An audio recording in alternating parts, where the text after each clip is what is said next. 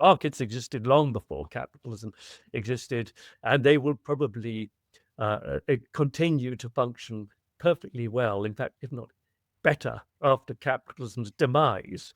And that's partly because capitalists are, in many cases, anti-market. And that's the bit Yeah. that I think that Friedman didn't understand, because Friedman lived in this cloud cuckoo land of perfect competition.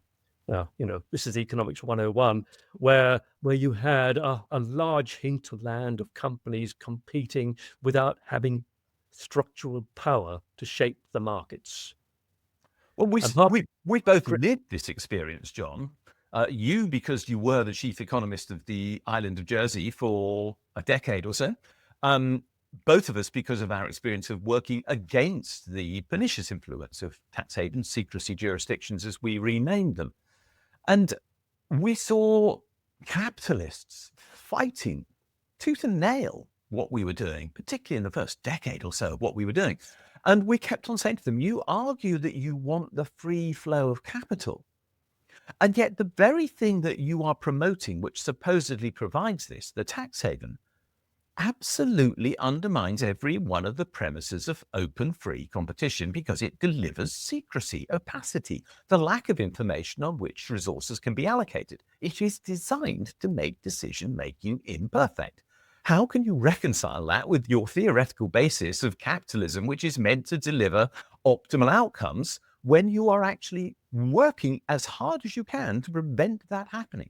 And that was the paradox that I always felt we faced at a purely economic level when we were dealing with these people.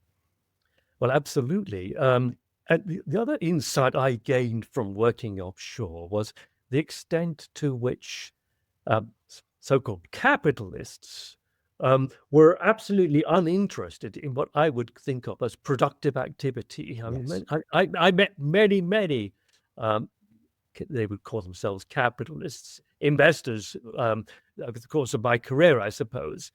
In many cases, what drove their thinking was the determination to arrive at concentrated market power, otherwise known as monopolies, their determination to avoid risk-taking, their determination to, by and large, go for low-risk investments into real estate and mergers and acquisitions, Yeah. buying up existing brands and so on. None of that actually being the kind of productive capitalism that Adam Smith and Marx and others classicists were talking about.